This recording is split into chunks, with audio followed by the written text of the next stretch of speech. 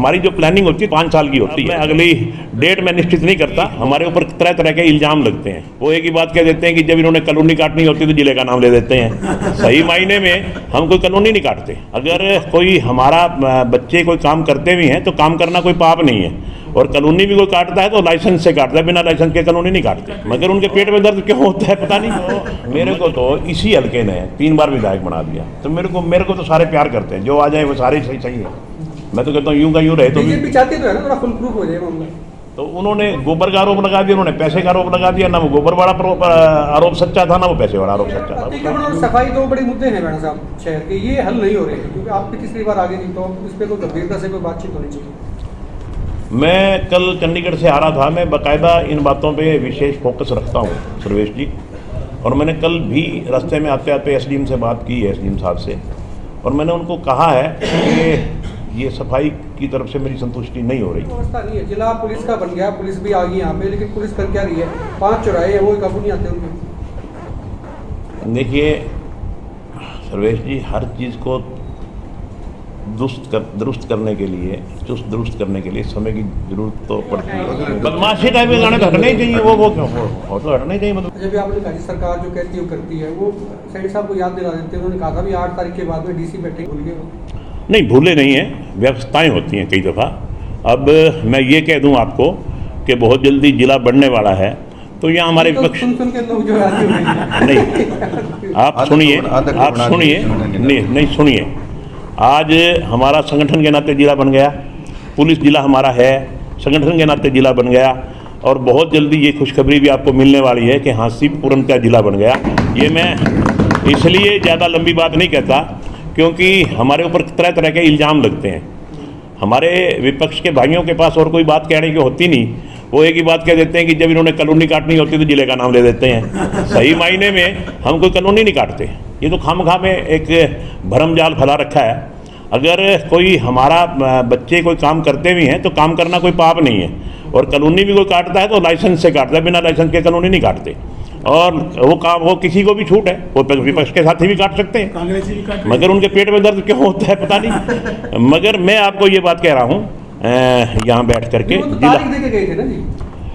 मैं आपको ये बता दूँ, उसमें व्यवस्थाएं तो करनी पड़ती हैं। आप ऐसे ही, आप तो यूँ थोड़ी है कि आपने कह दिया डीसी बैठा हूँ तो डीसी बैठ जाऊँगा, डीसी बैठ जाएगा। आप याद करें, हमारी सरकार ने कहा था कि हम पेंशन 1000 रुपये से 3000 करेंगे, मगर 3000 की 5 साल में की ना 3000। 5 साल में हमारी जो प्लानिंग होती है 5 साल की होती है। मतलब जिला भी सरकार के मतलब जाते जाते तक बन सकता है? जिला जाते जाते नहीं, इसी वर्ष बनेगा, और अब मैं अगली डेट में निश्चित नहीं करता, बहुत जल्दी बनेगा। और परिसीमन वाला कोई फैक्टर नहीं है? नहीं, अभी तक परिसीमन वाला कोई फैक्टर नहीं है। और मैं आपको एक बार फिर बताना चाहता हूँ कि जिला बनने की लगभग सारी तैयारियाँ हो चुकी हैं। माननीय मुख्यमंत्री जी किसी दिन भी अनाउंस कर सकते हैं। अच्छा, इसकी सरकार में जो है ये परिसीमन भी दोबारा से होगा, डिलिमिटेशन होगा, तो उसमें फिर आपने तय कर लिया मतलब क्या क्या चीज़ें निकालनी, क्या क्या चीज़ें ऐड करनी? देखो जी, मेरे को तो इसी हल्के ने 3 बार विधायक बना दिया, तो मेरे को तो सारे प्यार करते हैं। जो आ जाए वो सारे सही सही है। मैं तो कहता हूँ यूं का यूं रहे तो बीजेपी चाहती तो है ना थोड़ा फुल प्रूफ हो जाए मामला। फुल प्रूफ तो है ही, आप देख नहीं रहे। 2014 में सरकार आई थी, उसके बाद बढ़ी रही है, घटी तो है नहीं। अब देखें ना, हम 47 विधायकों के साथ आए, 47 से 40 हुए, 40 से 48 हो गए। मतलब आगे आगे बढ़ेगी, घटेगी नहीं। ये तो पक्की है कि बीजेपी तो बुलेट प्रूफ है, बीजेपी को कोई खतरा नहीं है। अच्छा, विधानसभा में मैडम साहब बीजेपी के विधायक कहते हैं कि भाई ये विधायक जो है 10 किलो के ऊपर पी गए, तो दूसरे विधायक कहते हैं इनसे भ्रष्ट आदमी नहीं है। दोनों ही बीजेपी के। ये बड़ी खेदजनक बात है, ऐसा नहीं कहना चाहिए था। और उसके लिए मैं समझता हूँ कि वो एक जल्दबाजी में निकले हुए शब्द थे, जिसकी उन्होंने बाद में सॉरी भी फील करी कि मेरे मुंह से। गोबर की जल्दबाजी तो हो सकती है मैडम साहब, लेकिन ये कहें कि मेरे रिश्तेदार से 10 लाख रुपए ले गई ये मंत्री जी, तो ये तो एक गंभीर विषय है। देखिए, जब एक आदमी कोई किसी पर आरोप लगाता है तो आरोप प्रत्यारोप लगना स्वाभाविक है। तो उन्होंने गोबर का आरोप लगा दिया, उन्होंने पैसे का आरोप लगा दिया। ना वो गोबर वाला आरोप सच्चा था, ना वो पैसे वाला आरोप सच्चा था। वो तो एक किस्म के गुस्से में आके कोई कुछ भी बोल जाए, बाकी कोई उसमें कोई दम नहीं था, किसी बात में भी कोई दम नहीं। विधायक जी, शहर में मल्टी लेवल पार्किंग बनाने का बजट में प्रावधान है। हाँ है। हांसी में भी वो अवेलेबल हो सकती है। मेरी बात माननीय मुख्यमंत्री जी से हुई थी, कि हमारे शहर में भी, हर शहर में वो है, मगर सबसे पहले इसके लिए जगह देखी जाएगी। जहाँ जगह अवेलेबल होएगी सबसे पहले वहाँ बनाएंगे। क्योंकि हांसी में भी पार्किंग को लेकर अभी 2 दिन पहले ही एसडीएम का और एक गाड़ी चालक का विवाद हुआ है, तो आपको लगता नहीं कि हांसी को जरूरत है पार्किंग की? मुकेश जी, हर शहर को ज़रूरत है, हांसी को भी ज़रूरत है, मैं हांसी से भी डिनाई नहीं कर रहा, मगर किसी भी चीज़ को बनाने के लिए सबसे पहले जगह की ज़रूरत होती है। सबसे पहले हम जगह का इंतजाम करेंगे, और ऐसे में आपसे भी सुझाव मांगूंगा, शहर के लोगों से भी सुझाव मांगूंगा कि ऐसी कौन सी जगह है जहां हम ये मल्टी लेवल पार्किंग बना सकें। आम की जेल की जो दुर्दशा है उसके बारे में कोई ध्यान नहीं जा रहा? उसका ध्यान चला गया, उसका एस्टीमेट बनवा रहे हैं जल्दी, और अब के जो बजट आएगा उसमें उसका पैसा ले लेंगे। अतिक्रमण और सफाई 2 बड़े मुद्दे हैं मैडम साहब शहर के, ये हल नहीं हो रहे हैं, क्योंकि आप भी तीसरी बार आगे नहीं, तो इस पर कोई गंभीरता से कोई बातचीत होनी चाहिए। मैं कल चंडीगढ़ से आ रहा था, मैं बाकायदा इन बातों पे विशेष फोकस रखता हूँ सर्वेश जी, और मैंने कल भी रास्ते में आते आते एसडीएम से बात की है, एसडीएम साहब से, और मैंने उनको कहा है कि ये सफाई की तरफ से मेरी संतुष्टि नहीं हो रही। तो उन्होंने कहा कि आप आ जाइए, बैठ के इसके विषय, इस पे गंभीरता से विचार विमर्श किया जाएगा। तो आज क्योंकि छुट्टी थी, एसडीएम साहब आज भी आए हुए हैं, अगर आज मुझे समय मिला तो मैं बुला करके ईओ वगैरह से बात करके, क्योंकि मैंने पिछले उनको वार्निंग दी थी कि अगर 1 हफ्ते में या 2 दिन का टाइम दिया था शायद, कि नहीं होएगी तो फिर इसका हम कोई ना कोई अल्टरनेट सोचेंगे। मैं आज आपसे एक बार फिर कह रहा हूँ कि इसके बारे में हम बहुत जल्दी कोई ऐसा फैसला लेने वाले हैं कि जिससे जो सफाई के ठेकेदार हैं या हमारे कर्मचारी हैं या अधिकारी हैं, इनके ऊपर कोई ना कोई प्रभाव जरूर पड़ेगा जो हम फैसला लेंगे। और हमारा प्रयास है कि ये सफाई जो शहर में गंदगी है इससे छुटकारा दिलवाया। पंकज नैन जब आईपीएस थे, जब यहाँ पे आए थे वो शुरू में, तो उन्होंने क्रेन चला दी थी यहाँ पे कि जो गलत पार्क करते हैं उनको गाड़ी उठाती थी, लोग डर के मारी करते नहीं थे खड़ी, और अतिक्रमण भी हट गया था। तो बगैर डर की होता नहीं, हिसार में भी ऐसा ही है, क्रेन घूमती है, लोग खड़े नहीं करते गाड़ियाँ कहीं। हांसी में व्यवस्था नहीं है, जिला पुलिस का बन गया, पुलिस भी आ गई यहाँ पे, लेकिन पुलिस कर क्या रही है? 5 चौराहे हैं वो काबू नहीं आते उनके। देखिए सर्वेश जी, हर चीज़ को दुरुस्त करने के लिए, चुस्त दुरुस्त करने के लिए समय की ज़रूरत तो पड़ती है, समय तो चाहिए। और अभी हमारी तीसरी पारी शुरू हुई है। इस तीसरी पारी में हमने लोगों को उम्मीदें हैं आपसे, हमने इस तीसरी पारी में बहुत से सटीक निर्णय लेने की हमने सोच रखी है, मगर एकदम भी ज़्यादा सख्ती अच्छी नहीं होती। तो मैं तो बार बार अधिकारियों को भी, कर्मचारियों को भी बार बार वार्निंग भी दे रहा हूँ, और मैं समझता हूँ कि इसमें आम आदमी का भी सहयोग बड़ा ज़रूरी है। सिर्फ अधिकारी और कर्मचारी ही इस बात को सिरे नहीं चढ़ा सकते।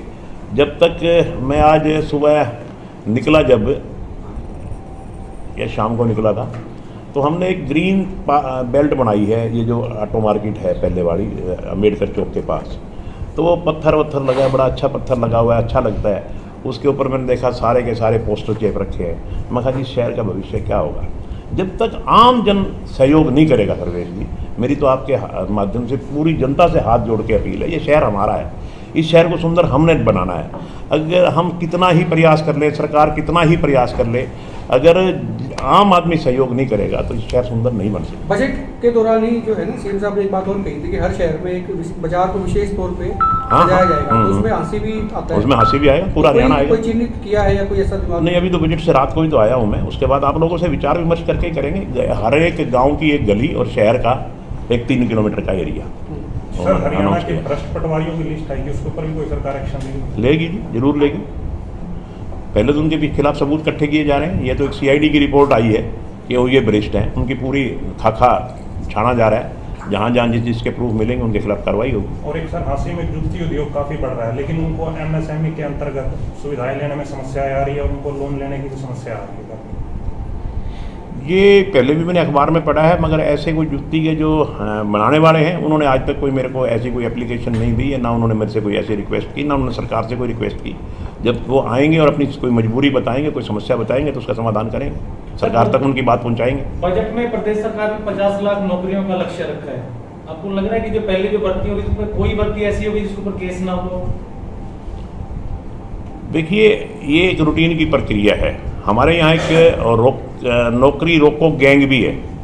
अभी जब 25,000 नौकरियाँ चुनाव के दिनों में इनकी सिलेक्शन हो रही थी और उनको अपॉइंटमेंट लेटर देने का, सिलेक्शन लेटर देने का काम किया जा रहा था, तो एक भर्ती रोको गैंग है जो मैं समझता हूँ कि एक विशेष राजनीतिक दल का के लिए काम कर रहा है।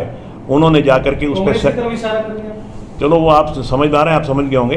तो मेरा कहने का मतलब ये है कि उन्होंने जाके स्टे ले लिया कि इसको इलेक्शन तक रोका जाए। अब देखिए चुनाव तो होने थे और चुनाव भी एक प्रक्रिया है, चुनाव भी हुए, वो रुक गया। मैं धन्यवाद करता हूँ हमारे माननीय मुख्यमंत्री जी का, जिन्होंने ये कहा था कि मैं मुख्यमंत्री की कुर्सी पे बाद में बैठूंगा, पहले इन 25,000 बच्चों को रोजगार की कुर्सी पे बैठाऊंगा। और उन्होंने वही किया। जैसे ही इलेक्शन के रिजल्ट आए और माननीय मुख्यमंत्री जी को नेता सदन चुन लिया गया, नेता सरकार का नेता चुन लिया गया विधायक दल का, और उन्होंने पहले उन 25,000 बच्चों को अपॉइंटमेंट लेटर पकड़ाए और फिर खुद अपनी कुर्सी पे बैठे। तो मतलब यहाँ एक नौकरी रोको गैंग भी है जो हर नौकरी के ऊपर कोई ना कोई प्रश्न चिन्ह लगा देता है। ये एक रूटीन की प्रक्रिया है, सरकार अपना काम कर रही है, वो लोग अपना काम कर रहे हैं, मगर हम इस बात के लिए दृढ़ संकल्पित हैं कि हमने बच्चों को रोजगार देना है और देंगे। एक और इशू और है बड़ा साहब, इन दिनों मासूम शर्मा के गाने हटा दिए, उस पर बड़ा विवाद चल रहा है और पूरा का पूरा जो है ना ये बनने की शुरू हुआ है। वही कहते हैं कि भी अमित रोहतकिया के नहीं हटाए, वो सैनी साहब के क्लोज है, मुख्यमंत्री के मेरे गाने हटा दिए। इस पे जो है समाज भी अलग अलग हो गए हैं और कलाकार भी अलग अलग हो गए और जनता भी जो है ना किसी न किसी से प्लेट हो गई है, इधर हो रही है या उधर हो रही है। वापस हो चुके हैं गाने, ऑनलाइन नहीं हुए 3 गाने आ चुके हैं 5 में से। देखिए सही महीने में मेरे को तो इस बात की नॉलेज नहीं, मैं तो अपना सेशन में उड़ जाऊँ। हमारी नेहा धवन जी हैं जो हम प्रदेश प्रवक्ता है, इस बारे में ये बता रही हैं कि उनके 3 गाने नए आए हैं। तो ऐसी बात नहीं, प्रदेश प्रवक्ता है तो ऐसी गलत बात तो नहीं कहेंगी जो कह रही प्रवक्ता है। काम तो बात ही कहना होता है। नहीं उस बात तो सरकार की बात रखना होता है, सरकार की बात रखना होता है हमारे। मतलब ये राव भी नहीं जाना चाहते थे आपसे, आपका पॉइंट ऑफ व्यू कि भी गाने इस तरह के हटने चाहिए कि नहीं हटने चाहिए।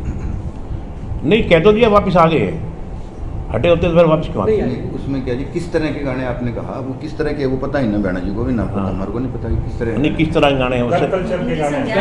बदमाशी टाइप के गाने अच्छे वो हटाए। बदमाशी टाइप के गाने तो हटने ही चाहिए। वो क्यों वो तो हटने चाहिए बदमाशी टाइप के गाने, जिसमें समाज में गलत मैसेज आए वो तो हटने ही चाहिए।